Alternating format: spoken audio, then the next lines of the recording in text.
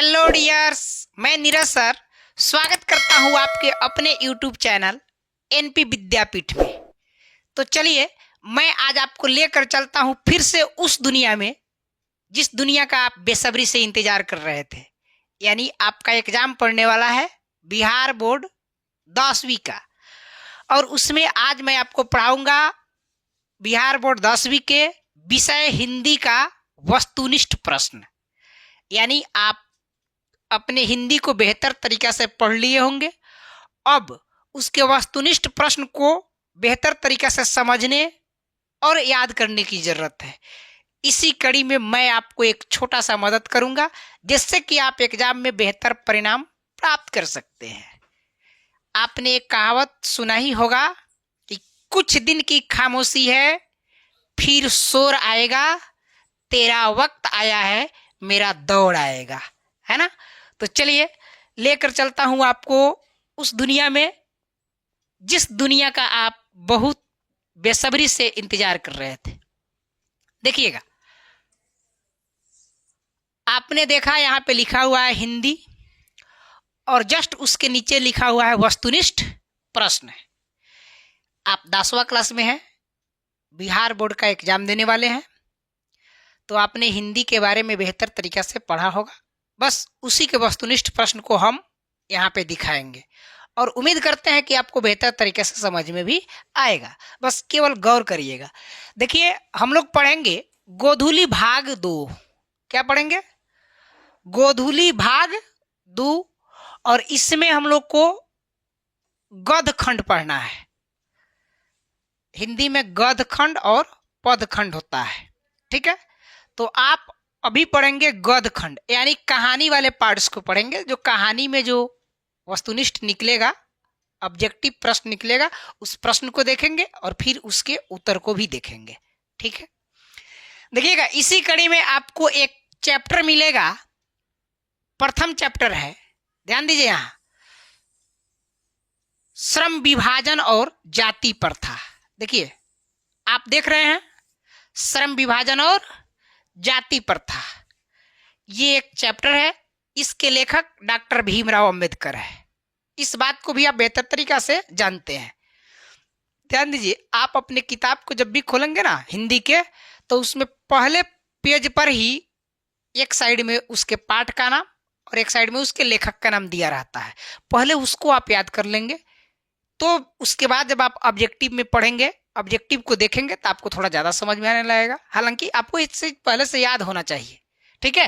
तो ये आपका चैप्टर है श्रम विभाजन और जाति प्रथा, और इसके ऑब्जेक्टिव को हम लोग देखते हैं, ठीक है। ध्यान दीजिए, सबसे पहला प्रश्न आपके सामने है। 1 नंबर जो प्रश्न आप देख रहे हैं, इसमें लिखा हुआ है कि भारतीय संविधान का निर्माता किसे कहा जाता है, और ये 2022 में पूछा भी है। आप आंसर पर ध्यान नहीं देंगे, आप प्रश्न को सुनिए और अपना से आप आंसर को कंप्लीट करिए कि आप किस आंसर को सेलेक्ट कर रहे हैं, वो आंसर सही है या गलत है। इसमें आंसर भी दिया हुआ है, तो आंसर पे फोकस आपको नहीं करना है, ठीक है। तो आपने प्रश्न देखा कि भारतीय संविधान का निर्माता किसे कहा जाता है, तो आप बताएंगे किसे कहा जाता है?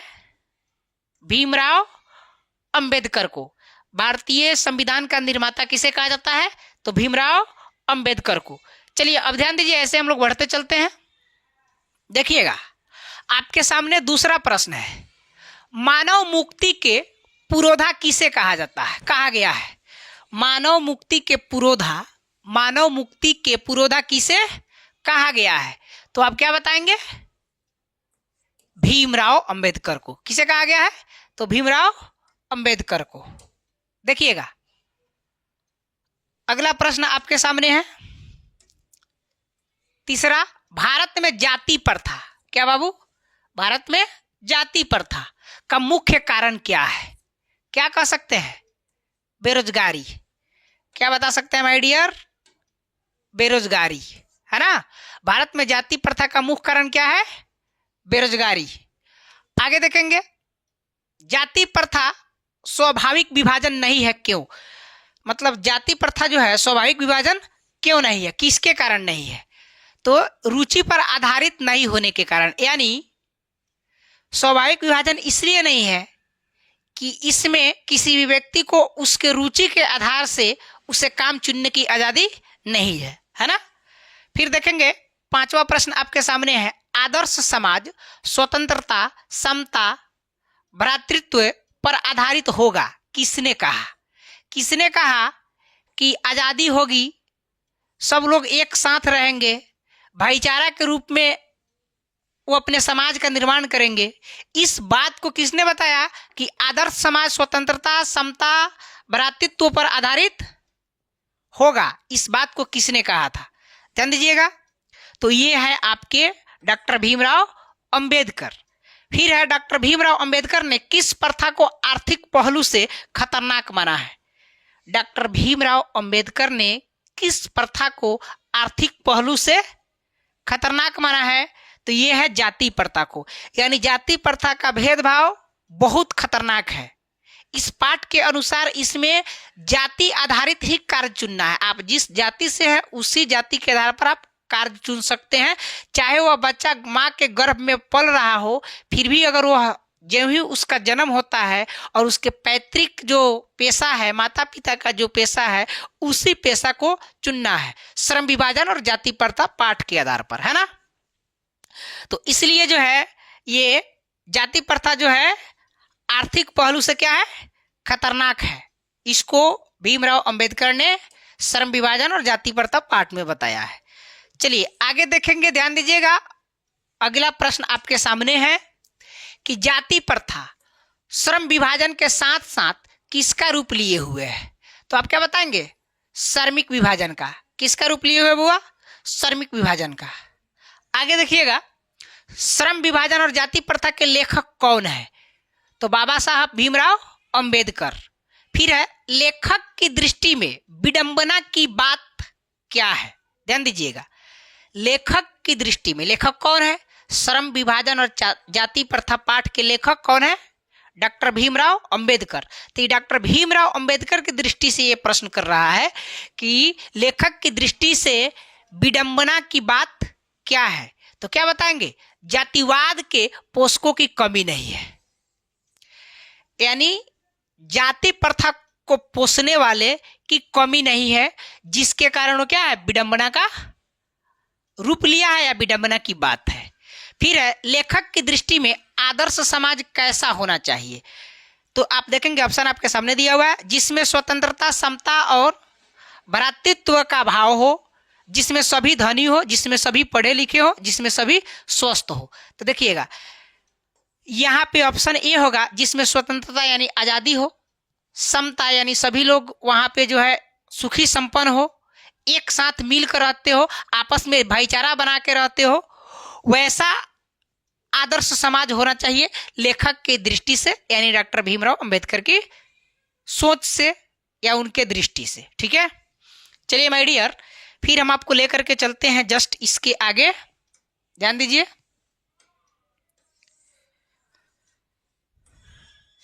चलिए अब इसके आगे आप लोग को देखना है, थोड़ा सा ध्यान को अब इधर आप कर लेंगे। लेखक बेरोजगारी का प्रमुख और प्रत्यक्ष कारण किसे मानते हैं? यानी कहने का मतलब है लेखक यानी डॉक्टर भीमराव अंबेडकर बेरोजगारी का प्रमुख और प्रत्यक्ष कारण किसे मानते हैं? आप क्या बताएंगे? अशिक्षा को, कि जनसंख्या को, कि जाति प्रथा को, कि उद्योग धंधों की कमी को? तो यहाँ पे डॉक्टर भीमराव अंबेडकर के अनुसार बेरोजगारी का प्रमुख और प्रत्यक्ष कारण क्या है? जाति प्रथा है। अगर जाति प्रथा से इंसान को मुक्त कर दिया जाता इस पाठ में, जिस जाति के है उसी के आधार पर उससे कार्य चुनने की जो लिमिट रखी गई उसको हटा दिया जाता, तो बेरोजगारी नहीं होती।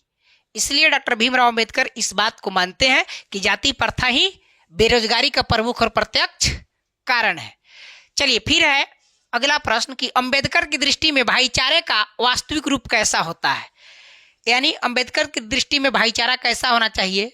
भाई का, एक भाई के साथ संबंध कैसा होना चाहिए? तो आपके सामने ऑप्शन दिया हुआ है, दूध और शक्कर के मिश्रण की तरह, दूध और पानी के मिश्रण की तरह, तिल और टंडुल के मिश्रण की तरह, पानी और नमक के मिश्रण की तरह। तो यहाँ पे ऑप्शन आपका होगा दूध और पानी के मिश्रण की तरह, क्योंकि दूध और पानी को जब आप मिला सकते हैं, जब आप मिलाएंगे तो आपको ये एहसास नहीं होगा कि दूध के अंदर पानी मिला हुआ है। उस तरह से भाईचारा होना चाहिए डॉक्टर भीमराव अंबेडकर के अनुसार। चलिए, भारतीय संविधान के निर्माण में महत्वपूर्ण भूमिका किसकी है? यानी भारतीय संविधान के निर्माण में महत्वपूर्ण भूमिका निभाने वाले कौन व्यक्ति हैं? तो आप सीधे कहेंगे भीमराव अंबेडकर। फिर है सभ्य समाज की आवश्यकता क्या है? मतलब सभ्य समाज की आवश्यकता क्या है? तो जाति प्रथा, श्रम विभाजन, अणुबम और दूध पानी। भाई, तो सभ्य समाज की आवश्यकता क्या है? मतलब श्रम विभाजन है। अगर सभ्य समाज बनाना है तो श्रम विभाजन को क्या करना होगा? कामों की बंटवारा को स्वेच्छापूर्ण छोड़ देना होगा कि कोई भी व्यक्ति अपने कामों को स्वयं चुन के कर सकता है, उस पर कोई प्रतिबद्ध नहीं होना चाहिए। फिर है इसके आगे हम लोग देखते हैं,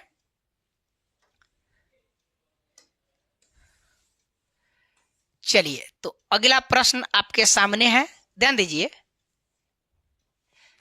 प्रश्न है कि निम्नलिखित रचनाओं में से कौन सी रचना डॉक्टर अंबेडकर की है? सामने आपके सामने 4 ऑप्शन दिया हुआ है और इससे पूछा जा रहा है कि निम्नलिखित रचनाओं में से कौन सी रचना डॉक्टर अंबेडकर की है। मतलब डॉक्टर अंबेडकर ने इसमें से कौन सी रचना को किया है, यानी किस पुस्तक को उन्होंने लिखा है।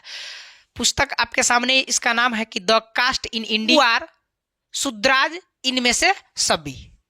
ध्यान दीजिएगा, ये आपके सामने उनकी रचना दिखा दी गई है और कहा जा रहा है कि इनमें से सभी।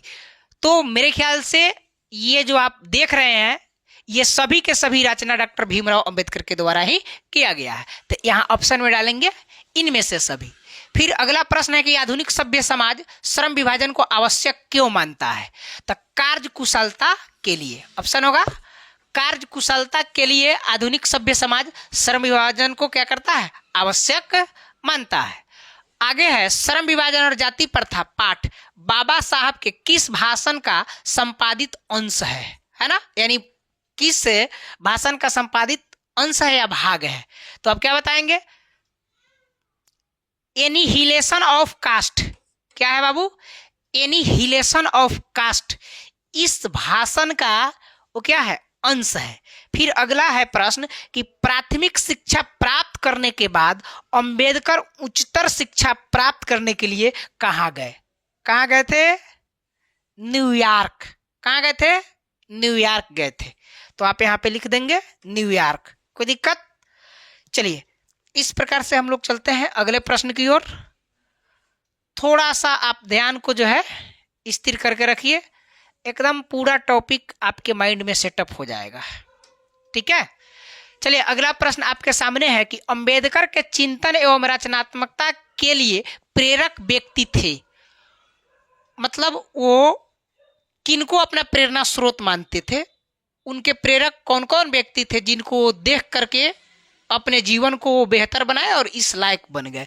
तो वो है बुद्ध, कबीर, ज्योतिबा फुले। यानी इतने लोगों को वो प्रेरक मानते थे, प्रेरणा का स्रोत उनसे उनको प्राप्त होती थी और वो जो है चिंतन एवं रचनात्मक के क्षेत्र में आगे बढ़े। तो यहाँ ऑप्शन में आप डालेंगे इनमें से सभी। फिर जाति पांति तोड़क मंडल भाषण लाहौर में कब हुआ? तो आप बताएंगे 1936 ईस्वी में। कोई दिक्कत? आगे है श्रम विभाजन और जाति प्रथा शीर्षक पाठ क्या है? यानी कहानी है कि भाषण है कि निबंध है कि साक्षात्कार है? क्या बताएंगे? ये एक निबंध है। आपको हम बताया है ना कि आप अपने किताब को जब खोलेंगे, किताब के प्रथम पेज में जहाँ पे वहाँ पाठ और लेखक का नाम दिया रहता है, वहीं पे लिखा होगा कि ये भाषण क्या है। ठीक है, चलिए माय डियर्स, फिर हम इसको आगे बढ़ाते हैं और फिर से आ जाइए अब एक कोना। ओ कोना की बारी खत्म। अब एक कोना में, मतलब इधर साइड में, मेरे साइड में देखेंगे, आपका प्रश्न आपके सामने दिखाई दे रहा है। चलिए, तो यहां दे रहा है कि अंबेडकर के भाषण एनिहिलेशन ऑफ कास्ट को किसने हिंदी में रूपांतरण किया? यानी अंबेडकर के जो भाषण थे एनिहिलेशन ऑफ कास्ट को किसने हिंदी में क्या किया? रूपांतरण किया, यानी हिंदी में उसको बना करके बताया। जैसे आप अंग्रेजी में लिखा होता तो उसका हिंदी आप अपने शिक्षक के माध्यम से सुनते हैं ना, उसी प्रकार से इनके भाषण को हिंदी कौन किया? तो ये होगा ललई सिंह यादव।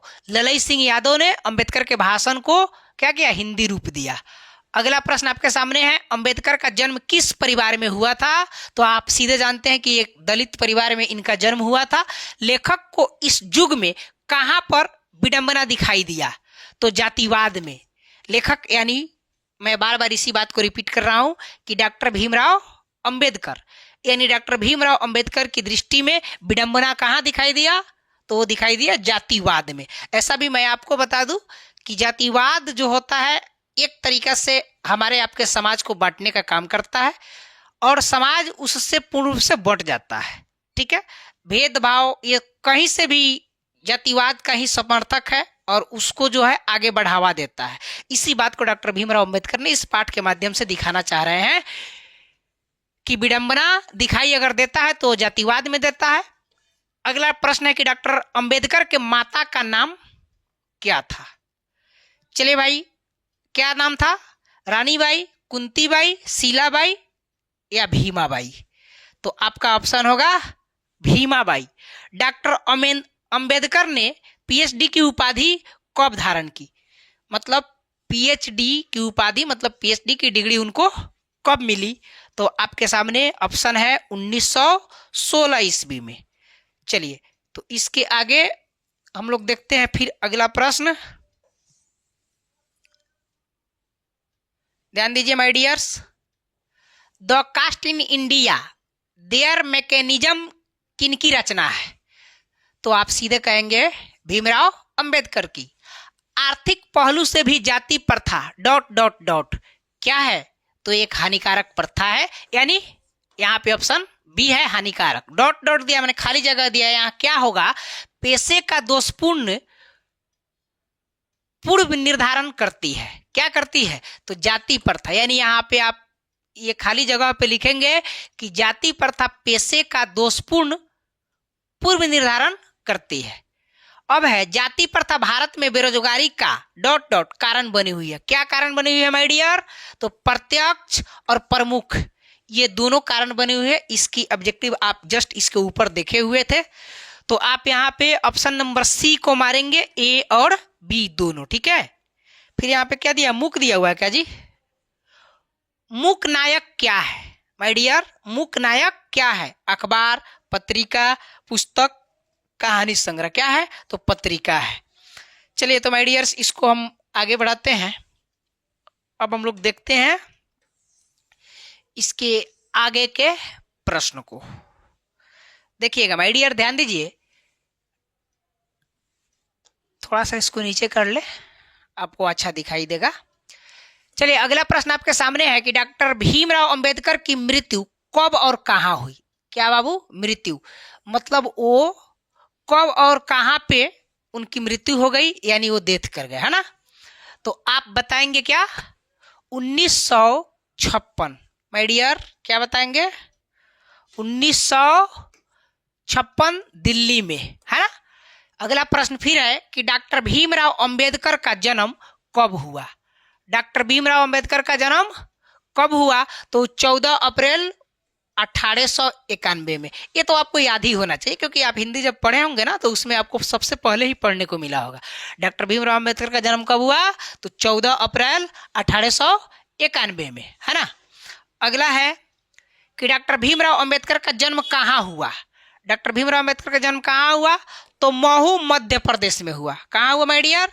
तो महू मध्य प्रदेश में, है ना? फिर है अगला प्रश्न कि डॉक्टर अंबेडकर ने किस पत्रिका का संपादन किया? तो किस पत्रिका का संपादन किया? तो बहिष्कृत भारत। किसका माय डियर? तो बहिष्कृत भारत का। ठीक है, चलिए, तो फिर इसके आगे हम लोग देखते हैं।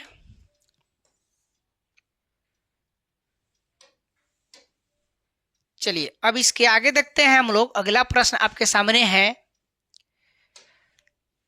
अगला प्रश्न सामने है कि डॉक्टर अंबेडकर का वाङ्मय हिंदी के कितने खंडों में प्रकाशित हो चुकी है? वाङ्मय, डॉक्टर अंबेडकर का वाङ्मय हिंदी के कितने खंडों में प्रकाशित हो चुकी है? तो क्या बताएंगे माय डियर? 21 खंडों में। कितने खंडों में? 21 खंडों में। चलिए इसके आगे भी प्रश्न है, आप थोड़ा देर और इंतजार करेंगे और साथ में बने रहेंगे, पूरा का पूरा प्रश्न आपका जो है पूरा हो जाएगा। चलिए तो अब इसके बाद में हम लोग फिर चलते हैं अगला प्रश्न में। प्रश्न आपके सामने आ ही गया और आप देख रहे होंगे यहाँ पे प्रश्न 37 नंबर कि आधुनिक सभ्य समाज कार्य कुशलता के लिए किसे आवश्यक मानता है? तो माय डियर, श्रम विभाजन को क्या करता है? आवश्यक मानता है। डॉक्टर अंबेडकर के पिता का नाम क्या था? क्या था? रामजी सकपाल। क्या था माय डियर? रामजी सकपाल। इस प्रकार से आप जो है प्रथम पाठ को पूर्ण रूप से कंप्लीट कर चुके, यानी श्रम विभाजन और जाति प्रथा आपके हिंदी का फर्स्ट पार्ट है और उसके लेखक डॉक्टर भीमराव अंबेडकर है। तो अब आप जो है अगले चैप्टर को कंप्लीट करेंगे, यानी ये जो चैप्टर है 20 के दांत, और इस चैप्टर को हम लोग देखेंगे फिर अगले वीडियो में। तब तक के लिए ओके बाय। अगर आप अभी तक मेरे चैनल को सब्सक्राइब नहीं किए तो सब्सक्राइब कर दीजिए, और वीडियो अच्छा लगा हो तो आप अपने मित्रों के पास शेयर करिए, जिससे कि भी आप भी पढ़े और आपका मित्र भी पढ़े। धन्यवाद।